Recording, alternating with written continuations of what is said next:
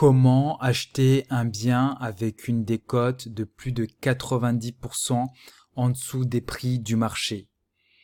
Et non, vous ne rêvez pas, il ne s'agit pas d'un titre aguicheur. Dans cette vidéo, je vais vous montrer comment, via les ventes aux enchères immobilières judiciaires, vous pouvez arriver à ce résultat. Premièrement, je vais vous expliquer dans quel contexte on peut arriver à cette situation-là et avoir des biens à ces prix-là. Et puis deuxièmement, je vais vous expliquer comment procéder. Concernant le contexte pour arriver à ces prix-là, en fait, lorsqu'on participe à une vente aux enchères, il est possible des fois d'avoir ce qu'on appelle une carence d'enchères. C'est-à-dire que un bien va être mis aux enchères avec un montant de mise à prix, mais au bout du temps imparti, personne enchérit. Ça veut dire qu'il n'y a aucun enchérisseur qui est intéressé par ce bien. Dans ce cas, le juge d'exécution va déclarer qu'il y a une carence d'enchères. Et ce qui se passe dans ce cas, c'est que le bien revient au créancier, donc la personne qui a initié la saisie du bien. Et le créancier donc va acquérir ce bien au prix de la mise en chair initiale. Admettons si la mise d'enchère initiale est de 10 000 euros, s'il y a une carence d'enchère, le créancier va récupérer le bien et va payer finalement 10 000 euros. C'est-à-dire que le créancier va soustraire de la dette que la personne saisie devait donc à ce créancier-là, va retrancher 10 000 euros. Et donc le bien va revenir au créancier. Je vais vous donner un exemple. Donc on va aller sur le site Licitor et donc là j'ai identifié un bien qui est assez intéressant.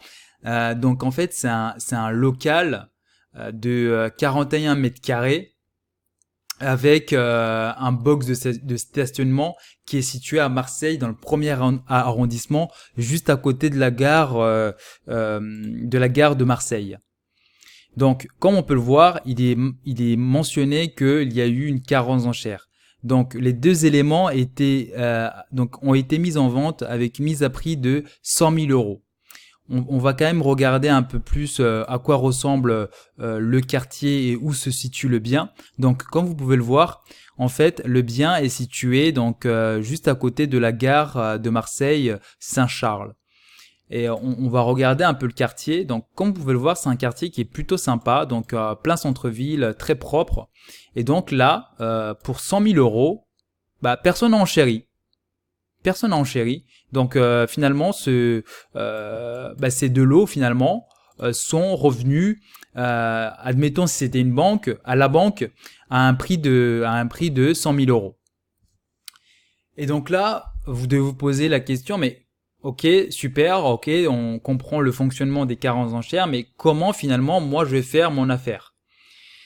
En fait, ce qui se passe, c'est que lorsque vous constatez une carence d'enchères, ce que vous pouvez faire, c'est que vous pouvez faire une proposition au créancier de racheter ces deux lots à un prix, admettons, de 50 000 euros. Et là, donc j'anticipe votre question, vous vous dites, mais pourquoi finalement la banque aurait intérêt à vendre à un prix aussi faible?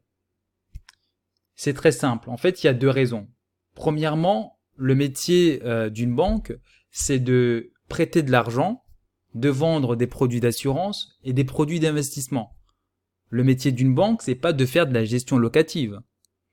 Donc, pour une banque, ça peut être très contraignant d'avoir un bien sous les bras. Deuxièmement, c'est que, admettons si le local est occupé, etc., et qu'il faut se lancer dans des procédures d'expulsion, et donc la banque se retrouve avec un bien qu'elle ne peut pas revendre et donc va rentrer dans des procédures d'expulsion et ça n'intéresse pas la banque. Et surtout, et en plus, il y a des travaux. Donc la banque peut être intéressée par une offre venant d'une personne quelconque, disant que moi je vous prends le tout pour 50 000 euros. Parce que pour la banque, ça va être tout de suite de l'argent qu'elle pourra encaisser et mettre dans son bilan et que pourra derrière reprêter ou faire fructifier et générer des intérêts. Une autre question que vous pouvez avoir, c'est mais finalement, mais comment je fais cette proposition? En fait, c'est très simple. Pour faire une proposition au créancier, vous devez passer, enfin en tout cas moi ce que je recommande, c'est de passer par l'avocat qui vous a représenté lors de cette vente aux enchères. Vous passez par cet avocat, vous lui dites, écoutez, moi le bien qui a été vendu m'intéresse, enfin qui a été, on va dire, qui a fait l'objet d'une carence aux enchères m'intéresse. Voici l'offre que j'aimerais transmettre au créancier qui a finalement récupéré ce bien. Donc, ce que votre avocat va faire, il va prendre votre offre, il va la communiquer à l'avocat qui représente le créancier. Donc là, j'ai pris comme exemple une banque.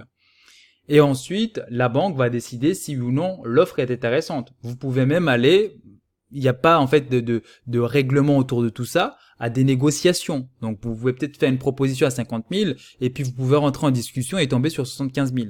Et c'est déjà ça de gagner.